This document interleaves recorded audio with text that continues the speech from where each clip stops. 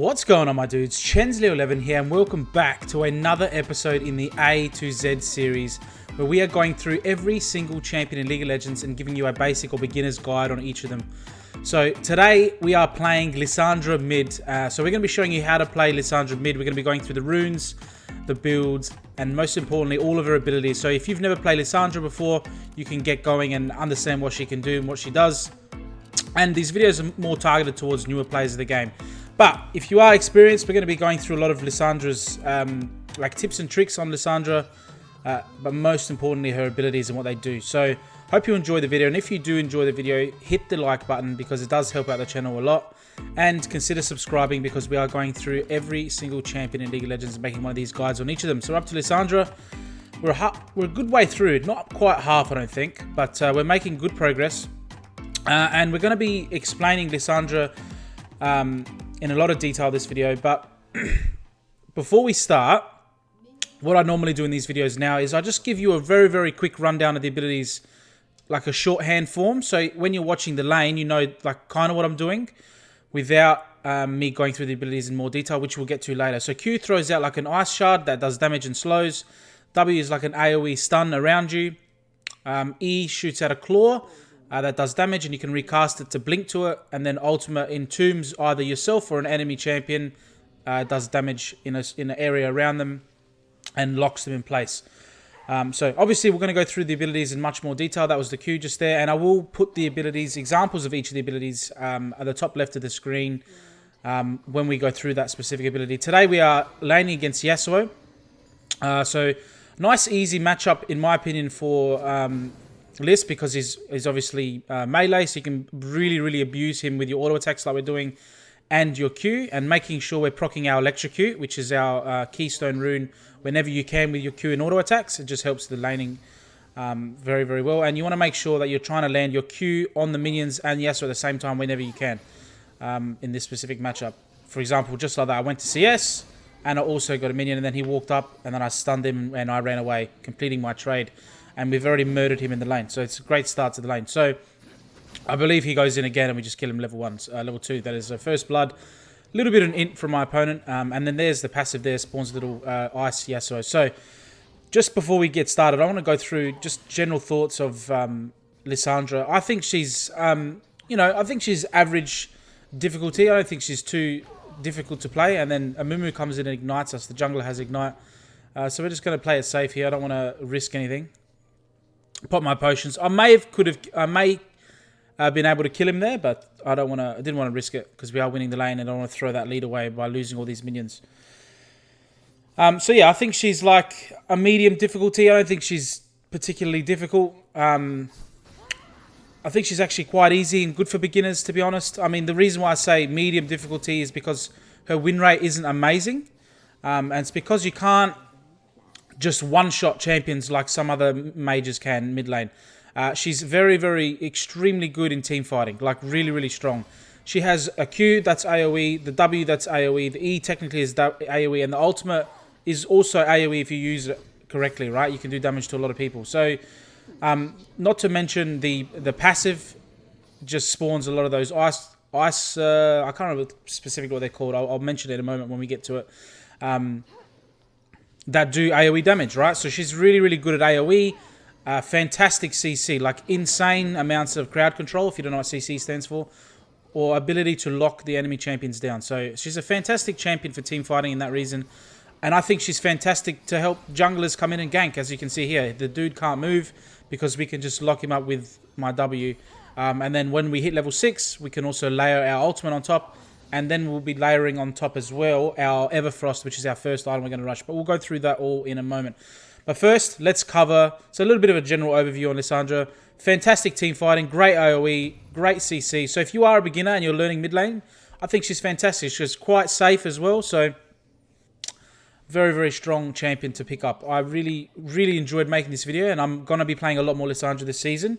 And I may play her early in the upcoming series with my ranked adventure, where we're going to be playing ranked this season. Finally, I think we're going to delve in the depths of depravity, playing ranked against all the toxic people in the OCE server. So we will give that a go.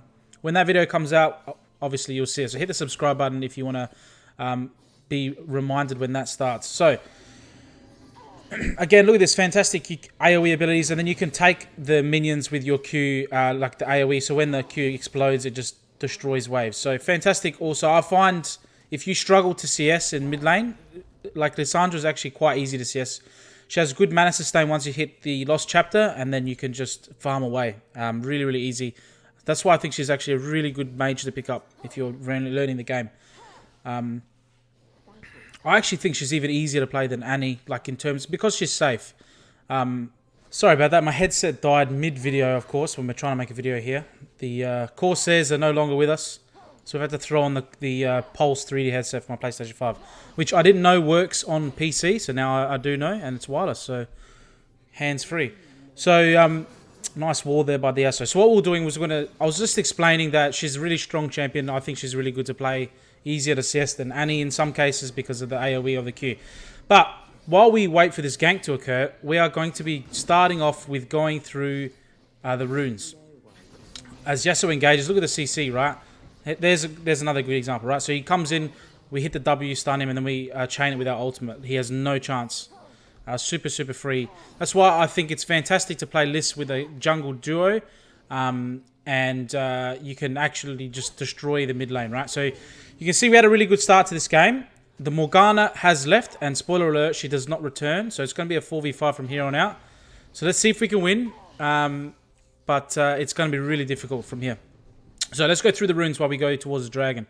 So the main keystone, which we've just explained earlier, was the Electrocute. So obviously Electrocute is fantastic. She has a lot of easy to hit abilities, so you're going to proc that often. Cheap shot, sorry. Damaging champions with impaired movement is easy to do because of obviously all of Lissandra's abilities. Then we're going to go Eyeball Collection, sorry, for the extra damage. Ultimate Hunter for the ultimate CDR. It's a fantastic ultimate, very, very unique. And quite, like, you can use it in different ways, right? Obviously to keep yourself alive, which we'll go through in a moment, to lock down enemies and do damage in team fights. But you'll see in a moment. So we end up getting locked down ourselves and dying. A bit too greedy to go for the dragon, maybe. Probably just should have ran straight away with your E. You have a great safety with your E to get away, but I just took too long. And then secondary, you want to go sorcery with mana flow band for mana, and then transcendence for ability haste. And then for the little runes at the bottom, you want to go double adaptive force, and then magic resist or armor. In this case, you would take armor because we're into the Yasuo. I can't remember if I switched it. Looking at the stats, I don't think I did. So you want to make sure you're doing that in the pre-game lobby, making sure you're switching to the correct rune. Otherwise, you're just going to have magic resist for no reason. In this game, armor would have been definitely way better. Their whole team is pretty much does AD. So a little bit of a mistake by me. Just make sure you can fix that up. So we clear the wave and we're going to head towards bottom. Looks like my team's got it covered. So they're the runes, guys. Next, we're going to go through the ability, like the level up order and the like when you should take which ability. So level 1, you want to take Q. Level 2, you want to take your W. Level 3, you want to take your E. Very, very simple. As we have a look at this gank here. So we're going to go... We'll finish doing this, then we'll go through the that. So we can see a bit of a team fight here. Nice target selection there. We hit the Caitlyn with the AoE and the Q, and then we use our ultimate on the Yasuo to slow him down. And then my little ice dudes are here just cleaning everything up. So fantastic, just roam, follow the team down towards bar and just absolutely destroy. You can see how much damage you do. I know we are a little bit fed, and we have a lost chapter pretty early, but that was just fantastic example of how she can control fights. You can play it very slow, methodical, think about what you're doing, and just destroy fights, right? So we altered the correct target that was highest mobility, and then he could move, and then everything else just died. And I think the ultimate actually hit the pike as well, because it does AoE damage. We'll go through that in a moment. So we're going to go through the abilities, the level up order. So Q level 1, W level 2, E level 3. You want to max your Q first, and then you want to max your W second, and then max your E last, and then you want to take a point in your ultimate whenever you can, as always, in most cases. Quick mention that we're going to take teleport this game, and you can see me hovering it here to remind me to talk about it. That they've changed it this year, or this season, where you can no longer teleport to minions or wards, I think it is, before 40 minutes while the tower plating's up. So that was a little bit of a surprise to me. I didn't even realize. I remember the game before this, I'm like trying to teleport to a minion. I thought my keyboard was screwed because it wouldn't teleport me. But that is the way it is now. So you can only teleport to towers, I believe, now before the turrets fall. The tower platings fall. So that's that, guys. That's the abilities. Again, look how easy it is to CS. You have a lot of AoE damage. You do a lot of damage. You have a lot of mana sustain once you get the Lost Chapter and the Everfrost, which is our first item we rushed. And we're going to go through the items right now. So we want to start off with your starting items. You want to go for your Doran's Ring and your 2 pots. Then you want to rush your Lost Chapter whenever you can. Get some boots as well whenever you can. And then your first item you complete is Everfrost. Obviously, for the CC layering, it also gives you a good amount of... absolutely destroyed the SO. He's waiting in the bush, just ulted him and demolished him.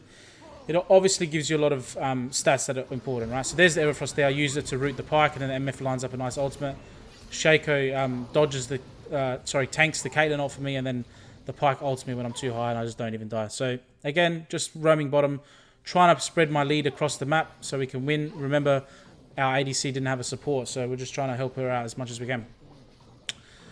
So then Everfrost, you want to get Sork Pen Boots, Zonya's Hourglass, Morellonomicon. Then you can go Shadow Flame. I think this game actually went Cosmic Drive, but Shadow Flame is great, and then Rabadon's Death Cap or Void Staff, depending on how their magic resist are. If they have a lot of magic resist, probably Void Staff is better. If they don't, get a Death Cap so you do more damage.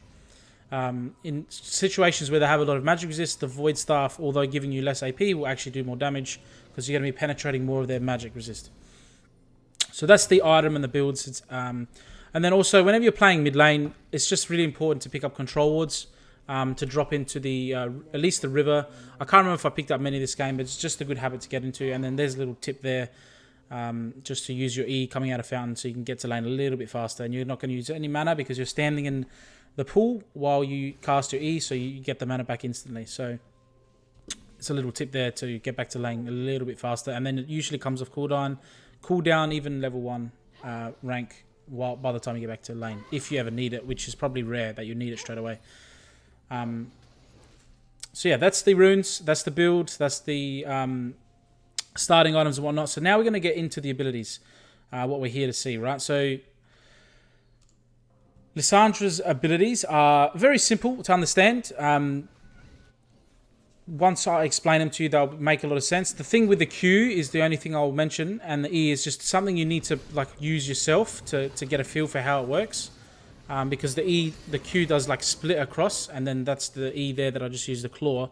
Again, we'll have examples of all of them on the top left, as I always do. Unfortunately, there's Shaco dying there. We're just going to retreat. Maybe have to concede this dragon. So this game, unfortunately, with 4 players, is going to be extremely difficult. So it might be the first time we upload a loss in a long time. So we get hit by the Amumu, and we're just getting hit with all this CC. We flash the pike stun, and then we're just trying to survive as best we can with our E, and we can kind of get out. So that's what I mean with Lissandra. I even had Zonya's. I also had my ultimate just to give me more health and wait for my E cooldown to come back up. Very, very safe. You can get out of sticky situations if you don't get CC'd, so you got to try and dodge the CC with your other abilities. But yeah, so let's go through the passive. So it's called Iceborne Subjugation. All right, that's how you say it. I promise. Iceborne Subjugation. So whenever an enemy dies near Lissandra, she spawns a frozen thrall. So that's those ice things that run around Lissandra, the copies of the enemy champions from their corpse. So frozen thralls are invulnerable, untargetable. They're ice spirits, and they just run towards the nearest visible enemy and just explode. Dealing magic damage when they, after a certain amount of time. So, what does this mean? So, it means in team fights, if something dies near you, it starts to snowball, because then the ice thrall spawns. It runs around slowing everyone, because it also slows nearby enemies for 25% for force, and then after 4 seconds they shatter and explode, dealing the damage, right? So, it slows them so they can't move, and then it explodes. And if they die, then it spawns another one, and then so on and so on, right? So it just snowballs out of control, and you have 2-3 of them spawning in a team fight and just absolutely destroying everything. Because they actually do a lot of damage, depending on what level you are, and then it also has a 50% AP ratio, which means it does you gain more scaling on the ability depending on how much magic damage you've bought from the store. So that's basically what that means if you weren't aware. So, fantastic passive. I believe Lissandra's passive wasn't that great. I remember, I think she used to just gain mana, kind of like Xerath's. Another kill for us, for our team there. And then look at that CC. She can't move. And then there's the sub-trigger. She's just running towards the tower. Now, I think... No, I don't think it did damage to the tower there. I think it just does damage to minions.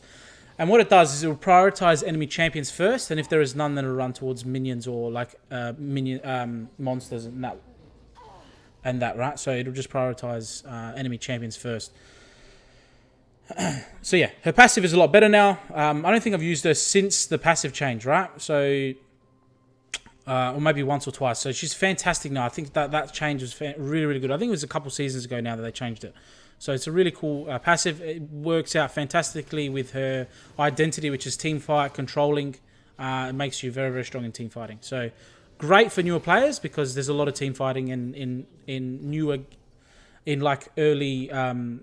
in lower elo games, essentially. So there's a lot more team fighting. So that's the passive. Fantastic. Next, we're going to go through the Q, which is called Ice Shard. So Ice Shard is a very simple ability to use. Lissandra hurls a spear of ice in a target direction, dealing magic damage to the first enemy hit, slowing them for 1.5 seconds. If the spear hits an enemy, it shatters and gains increased range, travels a little bit further, and does the same damage to any enemies behind it, but it doesn't do that slow, right? So in lane, in the early game, what I'm trying to do is hit minions with it, and then it shatters and then hits the enemy, right? Because they're not expecting the range unless you've faced a lot of Lissandra.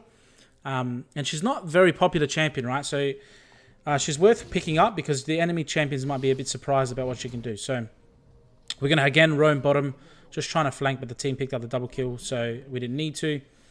And then we're just going to clear the wave and maybe look to push a tower or something like that. So yeah, that's basically it with the Q. Very, very simple ability. Again, I'll have an example on the top left. And then the slow obviously increases and the damage increases as you level it up. And it is your first max. So you want to level that up as quickly as possible because it's your main source of damage. So fantastic ability, Ice Shard. So the next ability is the W. It's called Ring of Frost. Again, extremely simple ability. Lissandra freezes all nearby enemies, dealing magical damage and rooting them for a duration. So the duration goes up to 1.5 seconds at max level. It is your second max. And essentially, anyone around you, once you push your W, goes off almost instantaneously. Pretty sure it is instantaneously. They just get frozen, right? They just get rooted. So it's a fantastic ability. You can see here, I did it to the Yasuo, and then I chained it with my Everfrost, then I changed it with my ultimate. Literally couldn't move for like that whole time, and then we killed him. He flashed instantly out of CC, but already by that time, me and Shaco finished him off. So, fantastic ability to initialize your CC chain because it's very hard to miss, right? If you're right on top of them, they get stunned instantly, and then you hit them with your Everfrost because they've locked in place, they can't move. So then you hit the center part of your Everfrost and then your ultimate if you need it or not. And then you can always open up with your ultimate, walk up to them, and then W when that runs out, right? So you can always interchange the way you do those combos. So very, very fantastic ability.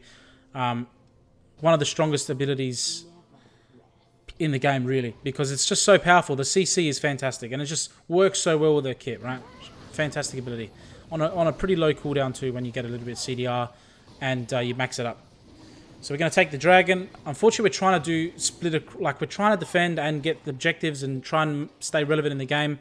I know Morgana isn't obviously is the best case scenario for someone to be leaving because obviously it's a support, but you notice that we have no vision around, we have less vision, we get no black shields, we're getting no stuns, right? So it would have been nice to have the Morgana. Unfortunately, we die again. So we're 9-2-4 at the moment. We're doing not too bad. I think there's a pretty good game to show Lissandra what she can do. So unfortunately, the Urgot is starting to become a bit of a problem as well. Can just absolutely murder us if we don't focus him down. Remember this TP being a little bit sus. Yeah, he just dies, doesn't he? The Dr. Mundo, unfortunately. Absolutely murdered. So, the E is the next ability we're going to go through, which is called Glacial Path. So, Lissandra summons a claw that moves across, right? Depending on the direction you aim. It goes through terrain and everything. And then it just goes slower as it travels, right? So, it does magic damage to all enemies it passes through. So, you can see there that minion took damage as the E passed through it. But what's cool about it is you can recast your E at any point during its flight or right at the end, and Lissandra blinks to that location. Not dashes, blinks. So she disappears and appears at that location. The reason why I just like that. See how the pike didn't stun me there because I just blinked out of it? Unfortunately, I think we're going to die here. We use as on as we can. Ult straight after, and you can see the pike took the damage. And that stall has allowed us to get on top of the pike, at least get a kill back. I think the Shaco maybe be able to get the Yasuo as well. So there's a good combo as well. So you can Zhonya's into ultimate, and then you can just stay around for so much longer, get your abilities up, and then I flash forward. To be fair, I should have just got out of there instead of gone greedy and try to get 2-3 kills. But yeah, that was the E. So see how when I used it, the reason why I emphasize the fact that it's a blink and not a dash, some abilities, it's like a dash, like LeBlanc, when we went through the LeBlanc, things will still hit her on the way, if that makes sense. When it's a blink, you disappear and appear at the location. See, so like you just appear, right? It's like magic. It's like a flash. It means it's better than a dash, right? A blink is better than a dash in almost every situation, right? So that's why I emphasize that. And it's a fantastic ability. The damage component is important for proccing electrocute. It's not negligible. This is a pretty bad trade. I remember this. I just missed too much, and then he's got a lot of magic resist. I don't have much pen. I do have the orb, but I just screw this combo up pretty bad. And we end up dying. So we can see we're getting a little bit triggered here because we're a player down, but it's okay. The gameplay isn't the most important thing. We're just trying to get through the champion ability so you can see what they do. So there's a bad example of what to do. And then the Dr. Window's just going to chase. But yeah, so you cast the E, and then you just blink instantly back towards it. And the damage I was mentioning isn't negligible. It's more a utility spell. It's fantastic for getting your combo and your electrocute going, and closing the gap. It's more about its mobility than the damage, okay? Just bear in mind it also does AoE damage, so if you use it in a team fight just across everyone, they will take all take damage as well. So it's a fantastic ability.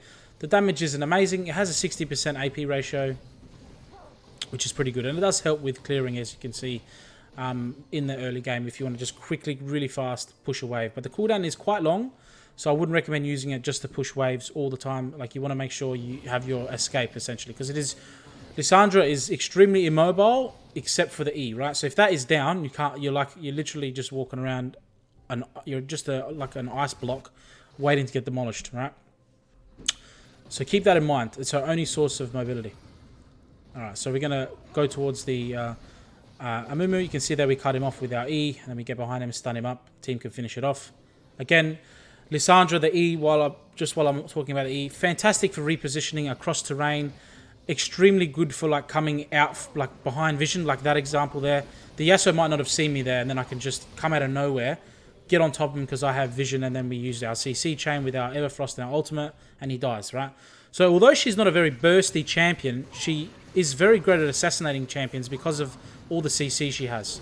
You see that we reposition onto the back line with our E, kill the Caitlyn, their source of damage, and then we the Urgot is there, who's really strong, and then our team finishes off. So considering we only have 4 players, we're doing not too bad to hang on here.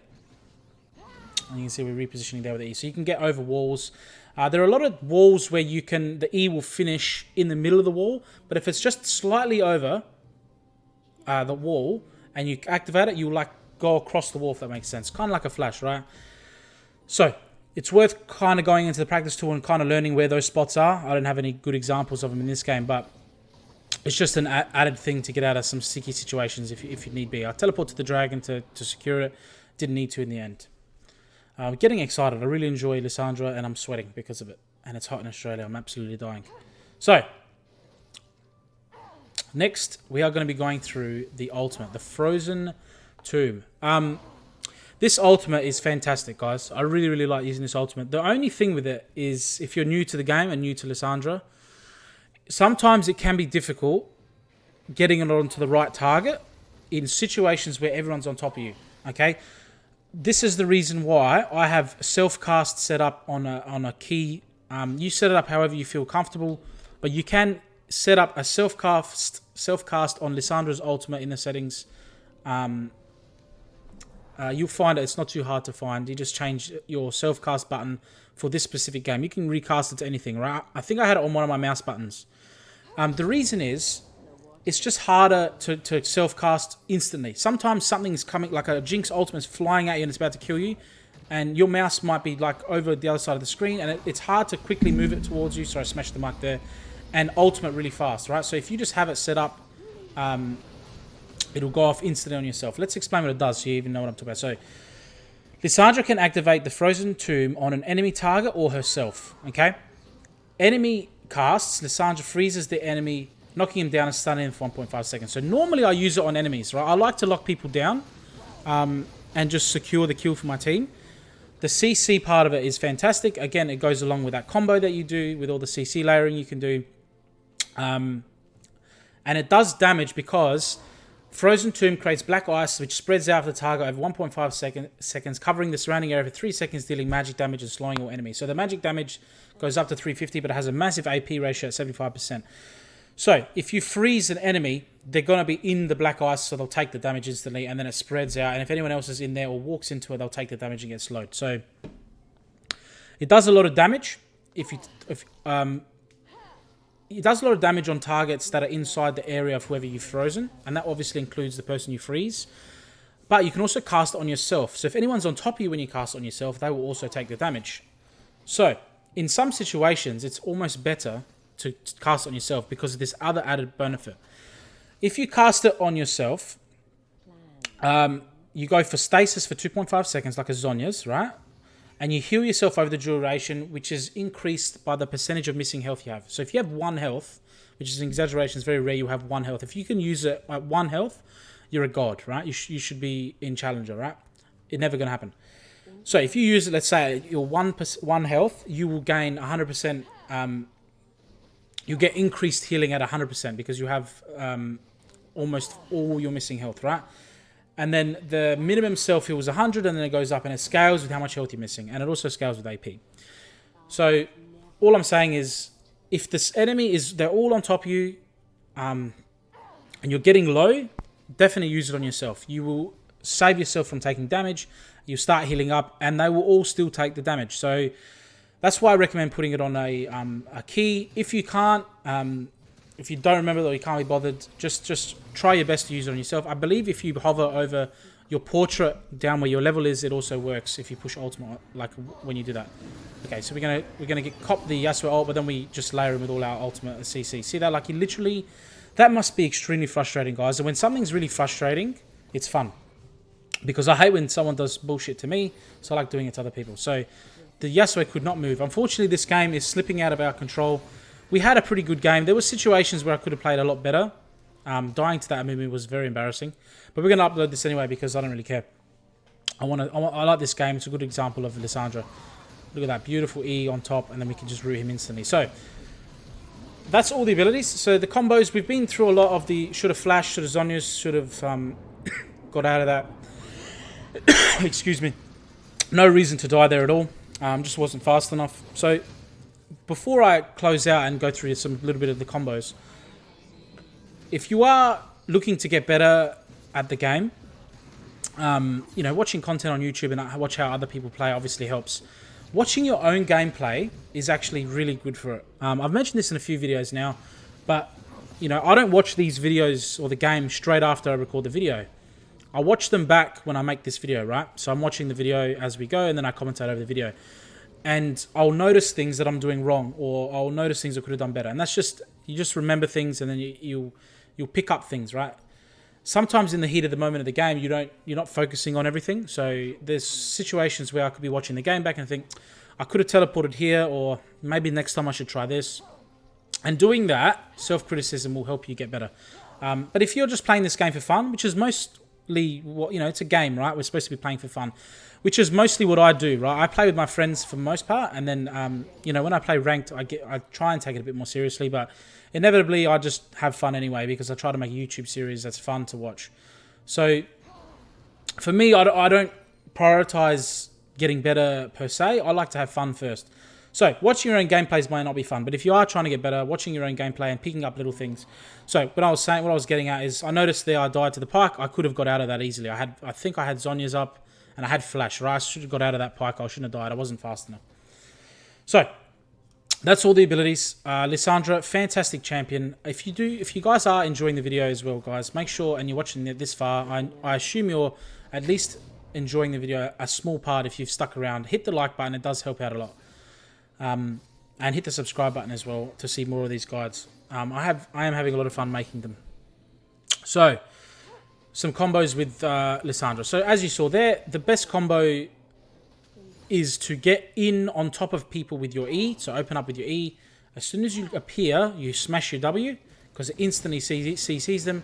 Then you use your Everfrost. Here we go. E, instantly use my W. I end up dying because I get CC'd myself. Again, Zhonya's had a lot of ways to get out of there. Had my flash. Didn't have to die there again. But essentially, you E in, you W, so that everyone's stunned, or the person you're trying to kill is stunned. You can throw a Q in at this point, hit your Everfrost, and then use your ultimate on yourself or them, if depending on who's lowest. If you're full health, there's no point. Just ult them so you can move around and use your other abilities and auto attack. Because remember, if you ult yourself, you can no longer do damage with your other abilities, right? So that's the time where you'd ultimate your opponent. So most of the time, if I catch them by surprise, I'll ultimate them first.